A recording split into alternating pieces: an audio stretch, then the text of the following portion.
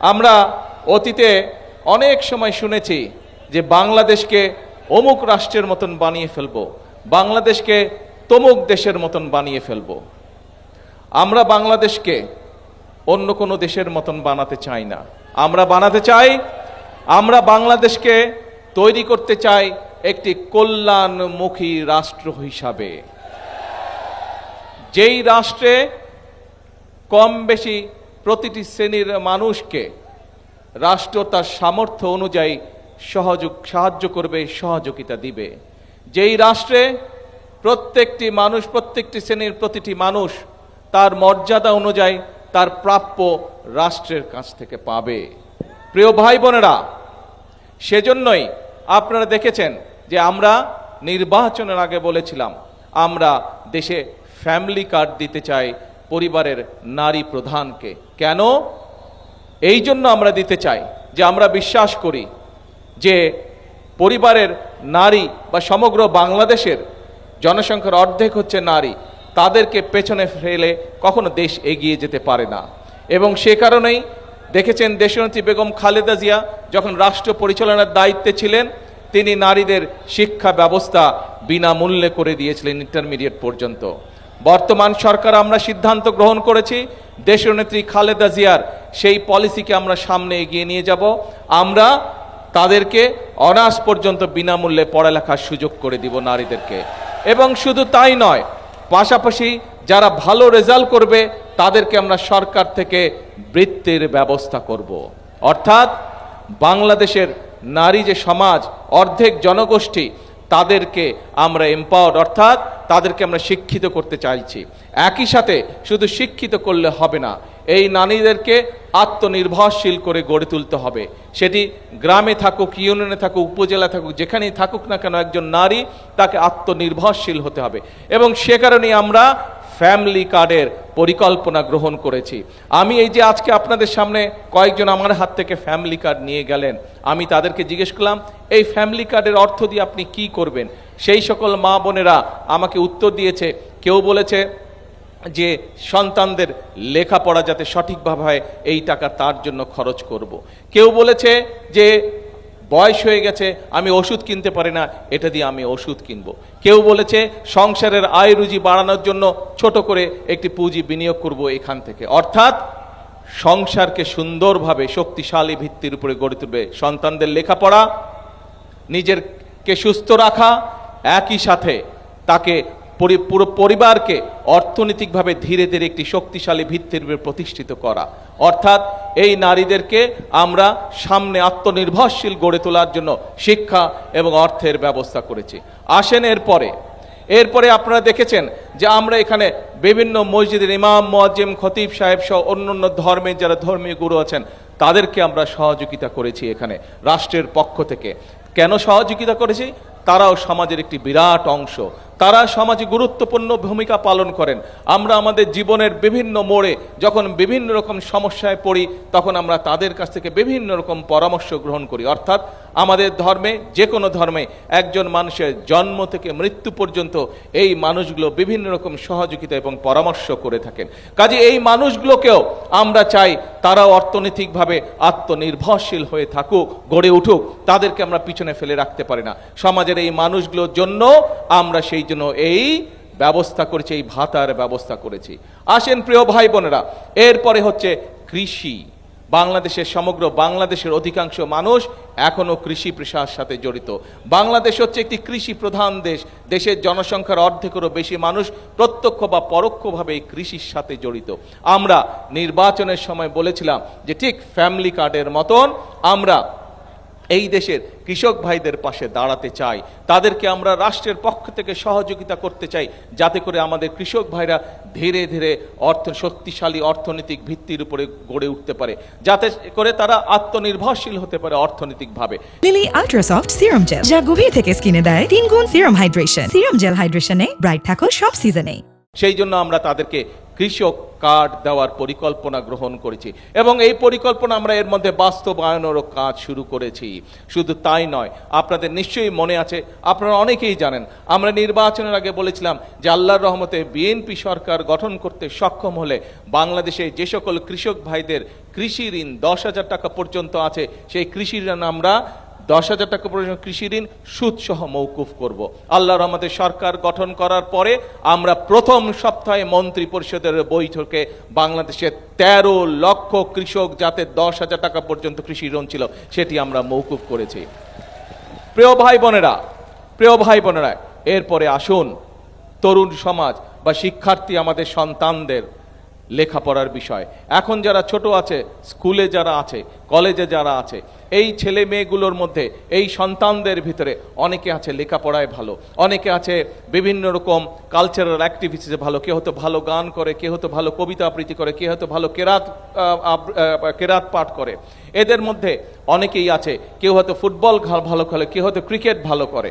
আমরা সেই জন্য কি করেছি, আমরা নতুন কুড়ি নামক যেই অনুষ্ঠানটি শহীদ রাষ্ট্রপতি জিয়াউর রহমান চালু করেছিলেন সেই অনুষ্ঠানটি আবার চালু করা হয়েছে। এবং শুধু তাই নয়, আমাদের দেশের সন্তানদের মধ্যে থেকে প্রতিভাকে বের করে নিয়ে আসার জন্য আমরা এর পাশাপাশি কালচারাল অ্যাক্টিভিটিসের পাশাপাশি আমরা তাদের মধ্যে যারা ভালো খেলোয়াড় হতে পারে, ভবিষ্যতে খেলোয়াড় হতে পারে, অর্থাৎ ক্রীড়াকে শুধু ডাক্তার ইঞ্জিনিয়ার না, শুধু উকিল ব্যারিস্টার মোক্তার না, ক্রীড়াও যাতে একটা পেশা হতে পারে, সেই জন্য সেভাবে আমরা আমাদের ভবিষ্যৎ সন্তানদেরকে গড়ে তুলছি। সেই জন্য আমরা নতুন করে ক্রীড়ার আয়োজন করেছি। আপনারা দেখেছেন কয়েকদিন আগে প্রাইমারি স্কুলের প্রায় 22 লক্ষ, সারা বাংলাদেশে 22 লক্ষ ছেলে মেয়ে ফুটবল খেলা প্রতিযোগিতায় অংশগ্রহণ করেছিল। প্রিয় ভাই বোনেরা, সন্তানদের লেখাপড়া করার জন্য আমরা বলেছি তাদের পুরা সিলেবাস আমরা এমনভাবে তৈরি করতে চাইছি যেই সিলেবাস তৈরি করলে একটা ছেলে যখন, একটা মেয়ে যখন ক্লাস 1-এ ভর্তি হবে এবং ক্লাস 12 ইন্টারমিডিয়েট পড়া শেষ করবে, তখন যাতে সে আত্মনির্ভরশীল হতে পারে। শুধু পড়ালেখা না, পড়ালেখার পাশাপাশি পড়ালেখা যখন শিখবে, যেমন শিখবে সে, ঠিক একইভাবে সে বিদেশি 2টা ভাষায় কথা বলতে পারবে। সে একই সাথে খেলায় কোনো না কোনো, মিনিমাম একটি খেলার মধ্যে সে এক্সপার্ট হতে পারবে। সে কোনো না কোনোভাবে একটি কালচারাল লাইনে এক্সপার্ট হতে পারবে। অর্থাৎ একটি সন্তানকে আমরা পরিপূর্ণ মানুষ হিসাবে তৈরি করতে পারি, যেই মানুষটি দেশেই হোক অথবা বিদেশেই হোক সে আত্মনির্ভরশীল হয়ে গড়ে উঠবে। অর্থাৎ আমরা বিএনপি বিশ্বাস করি যে আমরা যদি দেশকে উন্নতি করতে চাই, তাহলে মানুষকে কখনো পিছনে রেখে বা মানুষকে সঠিকভাবে যদি আমরা তৈরি করতে না পারি, দেশকে এগিয়ে নিয়ে যেতে পারা যাবে না। আমরা যতই বড় স্লোগান দেই না কেন, যত বড় স্লোগান আমরা দেই না কেন, মানুষকে যদি আমরা প্রত্যেকটি নাগরিককে, দেশের প্রত্যেকটি নাগরিককে যদি আমরা আত্মনির্ভরশীল হিসেবে গড়ে তুলতে না পারি, দেশের প্রত্যেকটি নাগরিককে যদি অর্থনৈতিকভাবে আমরা আত্মনির্ভরশীল করে গড়ে তুলতে না পারি, তাহলে কখনোই আমরা দেশকে গড়ে তুলতে পারবো না। প্রিয় ভাই বোনেরা, আপনারা এখানে দেখেছেন অনেক মানুষ, এই যে এখানে একজন মানুষ একটু আগে, একজন ডিসেবল মানুষ, সে বক্তব্য দিয়ে গেছে যে তাকে আমরা একটি চাকরির ব্যবস্থা করে দেওয়া হচ্ছে সরকারের পক্ষ থেকে। আপনারা দেখেছেন আরো অনেকগুলো মানুষ এখানে গিয়েছে, তারা বিভিন্নভাবে, কেউ অসুস্থ, কেউ অন্যভাবে শারীরিক প্রতিবন্ধকতা আছে। আপনারা দেখেছেন আমরা মেধাবী বিভিন্ন ছাত্রছাত্রীদেরকে রাষ্ট্রের পক্ষ থেকে সহযোগিতা করেছি। অর্থাৎ সমাজের প্রত্যেকটি শ্রেণী পেশার মানুষকে আমরা রাষ্ট্রের সহযোগিতা পৌঁছে দিতে যাচ্ছি, যাতে করে তারা ধীরে ধীরে বেড়ে উঠতে পারে, যাতে করে তারা আত্মনির্ভরশীল হয়ে গড়ে উঠতে পারে। প্রিয় ভাই বোনেরা, কয়টি রাস্তা তৈরি করে, কয়টি বিল্ডিং তৈরি করে আমরা বলতে চাই না যে আমরা অমুক দেশ বানিয়ে ফেলেছি, আমরা তমুক দেশ বানিয়ে ফেলেছি। আমরা বলতে চাই আমাদের রাজনীতি হচ্ছে, বাংলাদেশ জাতীয়তাবাদী দলের রাজনীতি হচ্ছে এই দেশের মানুষকে ঘিরে। বাংলাদেশ জাতীয়তাবাদী দলের রাজনীতি হচ্ছে এই দেশের জন্য রাজনীতি। সেই জন্যই আপনারা দেখেছেন, এই যে একটু আগে আমি বললাম যে বাংলাদেশের অধিকাংশ মানুষ প্রত্যক্ষ বা পরোক্ষভাবে কৃষির সাথে জড়িত। সেজন্যই আপনারা দেখেছেন আজকে কৃষকদের শুধু সুবিধার জন্য নয়, একই সাথে দেশের মানুষের পানির সরবরাহ সুবিধার জন্য আপনারা দেখেছেন আমরা খাল খনন কর্মসূচি শুরু করেছি। খাল খনন কর্মসূচির মাধ্যমে একদিকে যেরকম সেচের পানির ব্যবস্থা আমরা করেছি, একইভাবে গ্রামে গঞ্জে বসবাস করে মানুষগুলো যাতে পানির অভাবে কষ্ট না পায়, সেই জন্য সারা দেশে ইনশাল্লাহ আগামী 20 বছর আমরা 20,000 কিলোমিটার খাল খনন করব। আপনারা নিশ্চয়ই প্রিয় ভাই বোনেরা দেখেছেন যে গতকাল আমরা প্রায় 1,23,000 শিক্ষক সেটি প্রাইমারি সেকেন্ডারি সহ বিভিন্ন কলেজ স্কুল কলেজের শিক্ষক যারা গত 4 বছর ধরে 2022 সালের পরে থেকে তারা তাদের অবসর ভাতা পায় নাই, সেই টাকাটা 9-6 ভাবে বিগত স্বৈরাচারের সময় সেই টাকাটাকে বিভিন্নভাবে আত্মসাৎ করা হয়েছিল। এই আপনাদের সরকার, বিএনপি সরকার দল সরকার গঠন করার পরে গতকাল আমরা 1,23,000 শিক্ষকদেরকে আমরা তাদের পেনশনের ব্যবস্থা করে দিয়েছে, তাদের অবসর ভাতার একটি বড় অংশ তাদের কাছে পৌঁছে দিচ্ছি। অর্থাৎ আমাদের লক্ষ্যই হচ্ছে দেশের জন্য কাজ করা, আমাদের লক্ষ্য হচ্ছে দেশের মানুষের জন্য কাজ করা, আমাদের লক্ষ্য হচ্ছে দেশের মানুষের ভাগ্যের পরিবর্তন, আমাদের লক্ষ্যই হচ্ছে দেশের ভাগ্যের পরিবর্তন। দেশের মানুষের ভাগ্যের পরিবর্তন করতে পারলেই একমাত্র দেশের ভাগ্যের পরিবর্তন করা যাবে। প্রিয় ভাই বোনেরা, এটাই হচ্ছে আমাদের রাজনীতি। যেই রাজনীতি আপনাকে আত্মনির্ভরশীল হতে সাহায্য করবে সেটাই হচ্ছে আমাদের রাজনীতি। যেই রাজনীতি আপনাকে কর্মসংস্থানের ব্যবস্থা করবে, যেই রাজনীতি আপনাকে শিক্ষার ব্যবস্থা করে দিবে, যেই রাজনীতি আপনাকে অর্থনৈতিকভাবে আত্মনির্ভরশীল হতে সাহায্য করবে সেটাই হচ্ছে আমাদের রাজনীতি। যেই রাজনীতি কৃষকের ক্ষেতে ফসল দ্বিগুণ করবে, দ্বিগুণের জায়গায় 3 গুণ করবে, সেটাই হচ্ছে আমাদের রাজনীতি।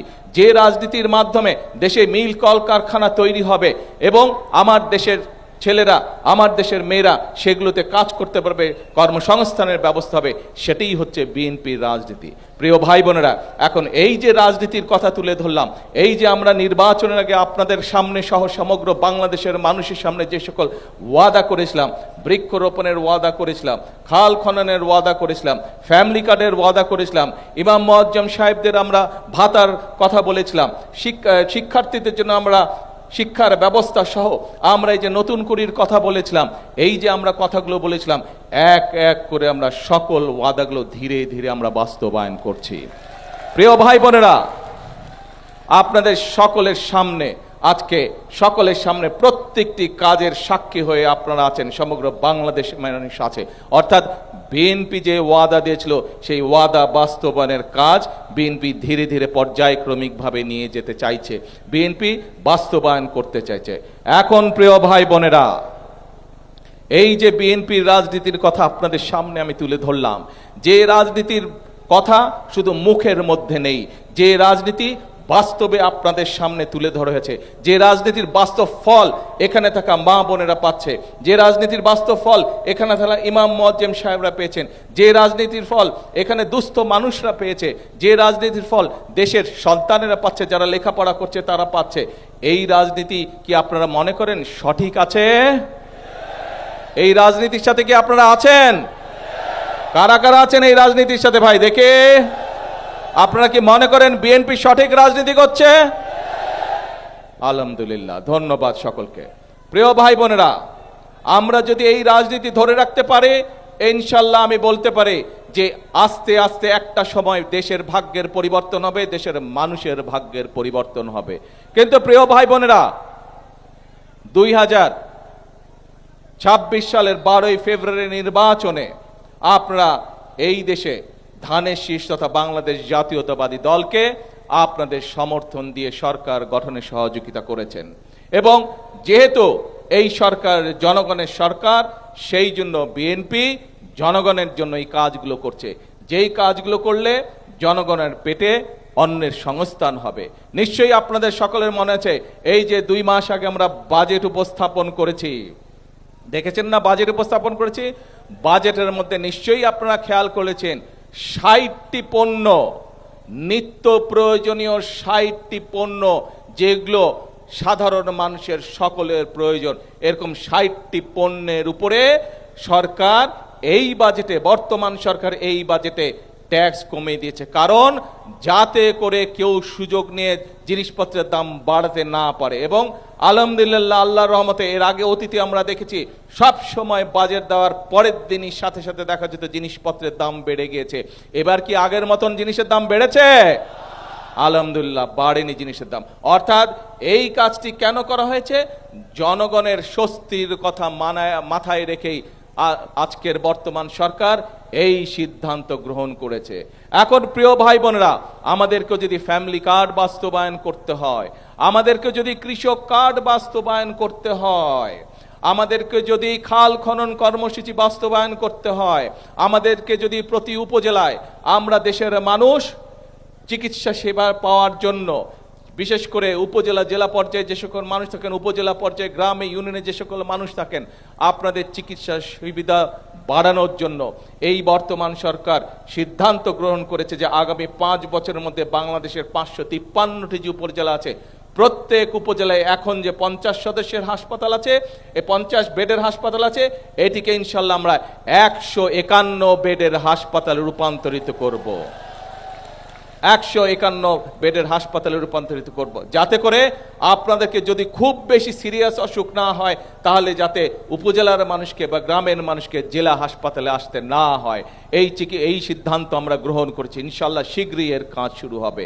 এখন প্রিয় ভাই বোনেরা, এই যে যদি দেশের মানুষের স্বাস্থ্য সেবা নিশ্চিত করতে হয়, এই হাসপাতালগুলোকে যদি তৈরি করতে হয়, ফ্যামিলি কার্ড যদি সারা বাংলাদেশে 4 কোটি পরিবার, বিশেষ করে গ্রামে গঞ্জে খেটে খাওয়া মানুষের দুস্থ গরিব পরিবার, তাদের নারী প্রধানদের কাছে যদি পৌঁছে দিতে হয়, যদি ইমাম মুয়াজ্জিম সাহেবদের কাছে তাদের ভাতার ব্যবস্থা পৌঁছে দিতে হয়, যদি আমাদের ছাত্রছাত্রীদেরকে সঠিকভাবে পোশাক আমরা পৌঁছে দিতে চাই, নতুন বইয়ের সাথে যে আমরা প্রাইমারি স্কুলের বাচ্চাদেরকে 1,20,00,000 বাচ্চাকে যে আমরা পোশাকের ব্যবস্থা করেছি, সেইটি যদি পৌঁছে দিতে হয়।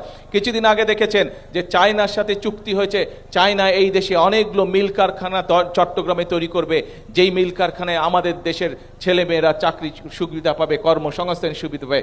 সেই মিল কারখানাগুলোকে যদি তৈরি করতে হয়, অর্থাৎ এই কাজগুলোকে যদি বাস্তবায়ন করতে হয়, তাহলে অবশ্যই আমাদেরকে ধৈর্য ধরতে হবে, অবশ্যই দেশের মধ্যে শান্তি রাখতে হবে। এখন মানুষ পরিবর্তন চায়। আমরা 71 সালে যুদ্ধ করে দেশ স্বাধীন করেছি, 71 সালে যুদ্ধ করে দেশ স্বাধীন করেছে। পরবর্তীতে বিভিন্ন সময় গণতন্ত্র যখনই হুমকির মুখে পড়েছে, জনগণ রাজপথে নেমে এসেছে, আন্দোলন করেছে, বারে বারে গণতন্ত্রকে রক্ষা করে ফিরিয়ে নিয়ে এসেছে। প্রিয় ভাই বোনেরা, এখন হচ্ছে আমাদের দেশ গঠন করার সময়। যদি এই কাজগুলো, এই যে একটু আগে আমি বললাম যে রাজনীতির কথা আপনাদের সামনে আমি তুলে ধরলাম, আপনারা প্রত্যেকটি মানুষ হাত তুলে সমর্থন জানিয়েছেন যে এই রাজনীতির আপনারা বাস্তবায়ন চান। যেহেতু বাংলাদেশের জনগণ এই রাজনীতির বাস্তবায়ন চায়, প্রিয় ভাই বোনেরা, আজ এই দেশের মালিক হচ্ছে এই বাংলাদেশের 20 কোটি মানুষ। কাজে এই 20 কোটি মানুষকে আজকে সচেতন থাকতে হবে, 20 কোটি মানুষকে আজকে সতর্ক থাকতে হবে, যাতে এই যে বিএনপির যে রাজনীতি আপনাদের সামনে বললাম, এই রাজনীতিতে যাতে কেউ ব্যাঘাত ঘটাতে না পারে।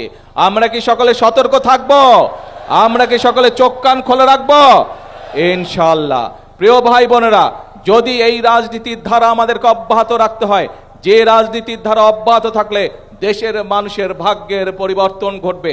যদি আমাদেরকে সেই রাজনীতি অব্যাহত রাখতে হয়, যে রাজনীতির ধারা অব্যাহত থাকলে দেশের ভাগ্যের পরিবর্তন ঘটবে, তাহলে অবশ্যই আমাদেরকে সতর্ক থাকতে হবে।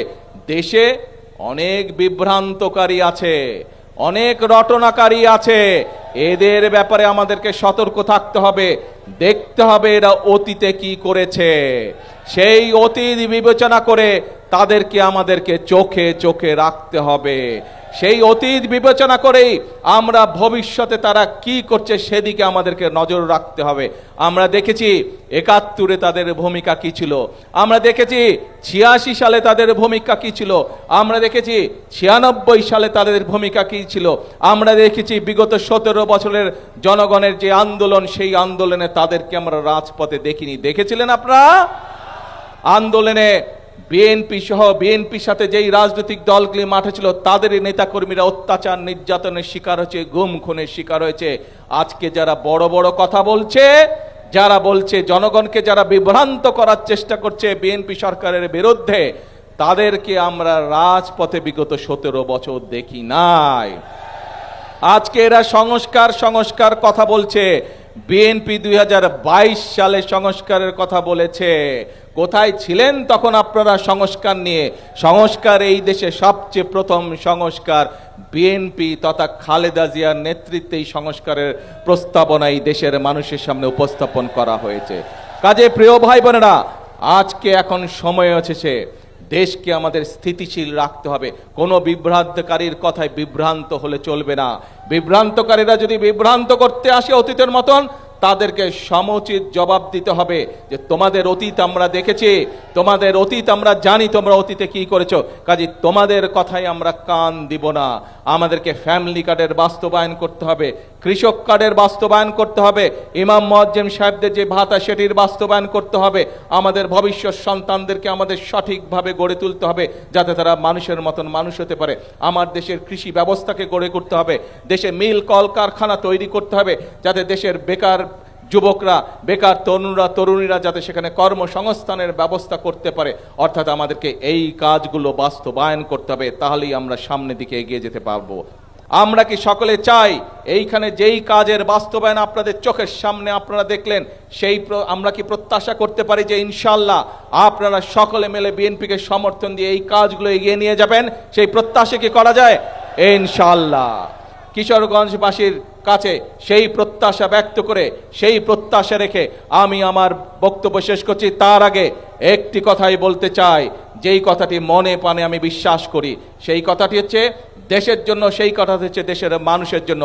করব কাজ সবার আগে, করব কাজ সবার জন্য, ইয়েস, সবার আগে বাংলাদেশ এবং সবার জন্য Bangladesh. Lily ultra soft serum gel, যা গভীর থেকে স্কিনে দেয় 3 গুণ সিরাম হাইড্রেশন। সিরাম জেল হাইড্রেশনে ব্রাইট থাকো সব সিজনে।